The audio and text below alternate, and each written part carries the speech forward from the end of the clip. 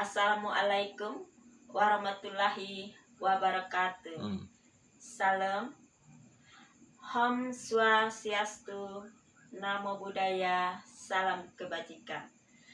Kami dari kelompok 2 akan menampilkan video replay asuhan keperawatan jiwa pada korban kekerasan seksual.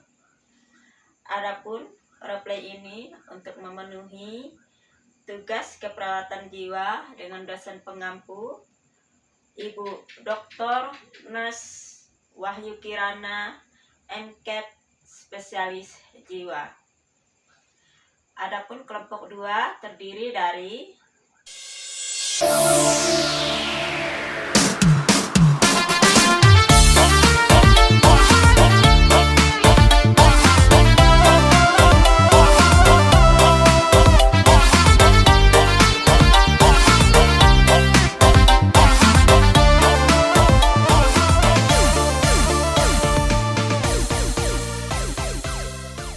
kritik dan saran yang membangun sangat kami butuhkan untuk video ini. Baiklah, langsung saja kita menyaksikan video replay asuhan keperawatan jiwa pada korban kekerasan seksual. Selamat menyaksikan. Klien dengan inisial Nona V, usia 22 tahun, pendidikan SMU, bekerja sebagai pegawai bank swasta. Klien adalah korban pelecehan seksual 2 hari yang lalu. Keluarga mengatakan setelah kejadian, Nona V terlihat sering menangis, menyendiri di kamar, tidak mau makan, melamun, dan tampak ketakutan saat melihat laki-laki. Mbak, selamat pagi. Saya Suster Mona, Mbak. Saya mahasiswi Dikasih Pontianak. Biasa saya dipanggil Suster Mona, Mbak. Salam kenal ya. Klien mengatakan kejadiannya di kamar hotel pada saat ia mengikuti pelatihan bisnis, di mana laki-laki itu berusaha memaksanya untuk berciuman, lalu mulai memaksa dan mencoba membuka rok, kemudian berada di atas tubuhnya, memegang lehernya sambil mengancam dengan pisau serta melecehkannya.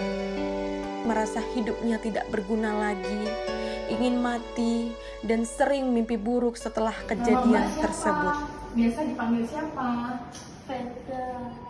Oh, Felda. Salam kenal ya Mbak Felda. Ingat ya, saya Suster Mona. Gimana perasaan Mbak hari ini? Takut. Mbak takut?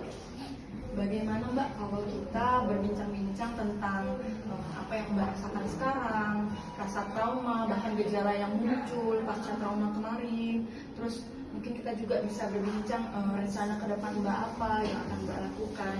Kira-kira kalau di sini Mbak bersedia nggak? Mbak mau? Oke, di sini saja ya Mbak ya. Terus bagaimana kalau kita berbincang-bincang sekitar 20 menit saja, saya minta waktunya. Kira-kira Mbak bersedia? Bersedia ya Mbak ya? Iya. Oke, terima kasih Mbak. Coba Mbak ceritakan tentang perasaan yang Mbak alami saat ini dan apa yang Mbak lakukan? Saya trauma, Sus. Saya takut, trauma. Baiklah Mbak, saya akan coba jelaskan tentang trauma yang Mbak rasakan dan hal-hal yang Mbak perlu perhatikan. Mbak, trauma ini merupakan respon yang tidak baik sebenarnya, apalagi kalau terus-menerus Mbak mengalami trauma. Jadi ini peristiwa trauma yang secara berlebihan yang Mbak rasakan saat ini. Menurut Mbak, apa yang menyebabkan Mbak mengalami trauma?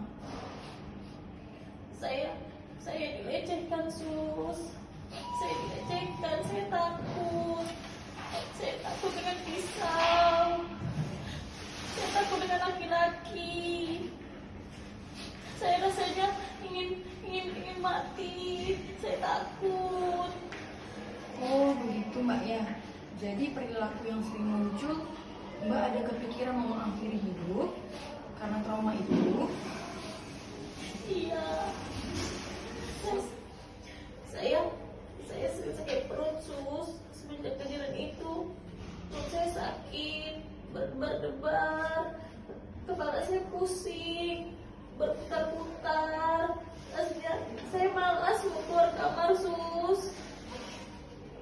selain perilaku yang Mbak sebutkan tadi, tanda lain yang sering muncul secara fisik itu sakit kepala Mbak ya, maksudnya berdebar-debar jantung Mbak ya, terus sampai nyeri lambung, terus tampak tegang, konsentrasi kurang juga ya Mbak ya, terus pikiran-pikiran yang mengganggu. Jadi itu merupakan tanda Mbak sedang merasakan trauma. Terus harapan-harapan apa yang sampai sekarang ingin Mbak wujudkan? Saya ingin bisa hidup lebih baik lagi, bisa berarti lagi. Menurut Mbak, siapa saja yang dapat membantu mewujudkan harapan atau cita-cita Mbak? Orang tua saya Sus. Saya sayang sama orang tua saya. Menurut Mbak, kemampuan apa saja yang Mbak miliki? Saya suka menyulam. Wow, menyulam ya Mbak ya.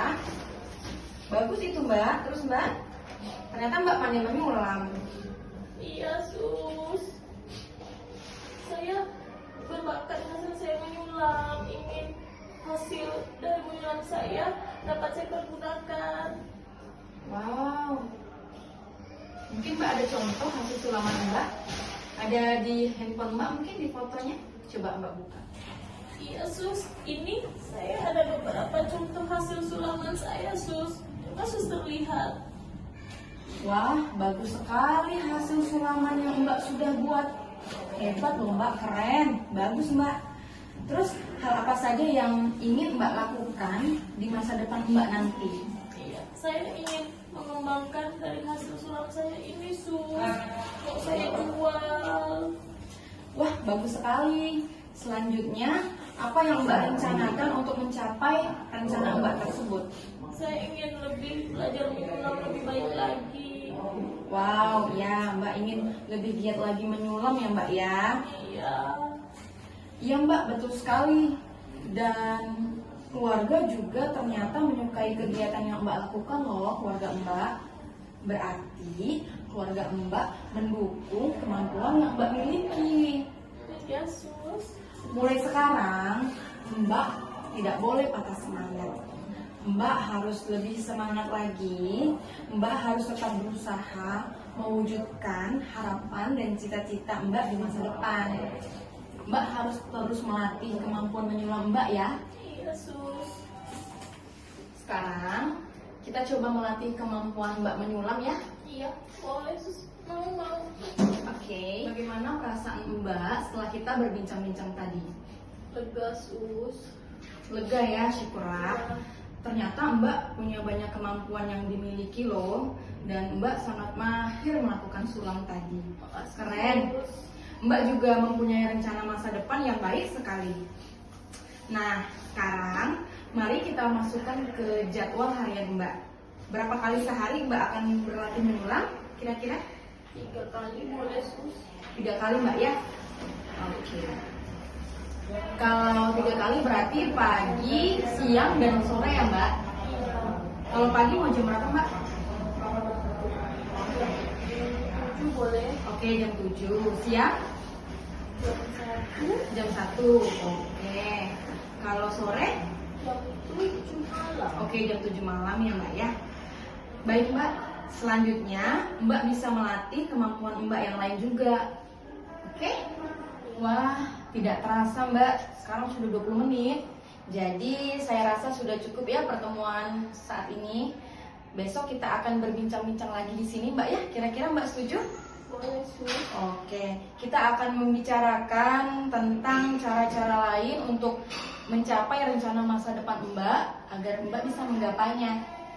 Kira-kira di sini dan waktunya 20 menit lagi, Mbak bersedia? Bersedia Sus. Oke, baiklah. Terima kasih Mbak ya. Kalau begitu, saya permisi dulu ya Mbak. Permisi ya Mbak. Selamat siang. Siang.